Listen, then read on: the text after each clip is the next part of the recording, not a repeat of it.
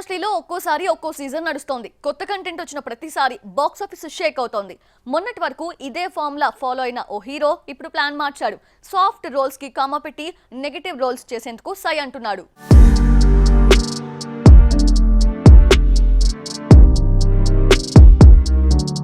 RRR తో block buster hit కొట్టిన ఎన్టీఆర్ ఇప్పుడు స్పీడ్ పెంచాడు. కొరటాల శివ డైరెక్షన్ లో దేవర మూవీ చేస్తూనే వార్ 2 తో బాలీవుడ్ లో ఎంట్రీ ఇస్తున్నాడు. అయాన్ ముఖర్జీ డైరెక్ట్ చేస్తున్న ఈ ప్రాజెక్ట్ లో హృతిక్ తో కలిసి స్క్రీన్ షేర్ చేసుకుంటున్నాడు తారక్. కథ ప్రకారం ఇందులో తారక్ పాత్ర నెగిటివ్ షేడ్స్ లో ఉంటుందట. తారక్ హృతిక్ మధ్య వచ్చే యాక్షన్ సీన్స్ లో ఈ విషయం రివీల్ అవుతుందని బీటౌన్ వర్గాల టాక్. వార్ 2 తర్వాత ప్రశాంత్ నీల్ డైరెక్షన్ లో మరో పాన్ ఇండియా ప్రాజెక్ట్ ని స్టార్ట్ చేయబోతున్నాడు ఎన్టీఆర్. ఇప్పటికే కథ రెడీ అయిపోయింది. డ్రాగన్ అనే టైటిల్ కూడా ఫిక్స్ అయినట్లుగా ప్రచారం జరుగుతోంది. టైటిల్ కి తగ్గట్టే ఇందులో యంగ్ టైగర్ పాత్రని డిజైన్ చేశాడట నీల్. యూరోపియన్ కల్చర్స్ లో చెడుకి సింబల్ డ్రాగన్, మైథాలజీలో ఒక రాక్షసుడు.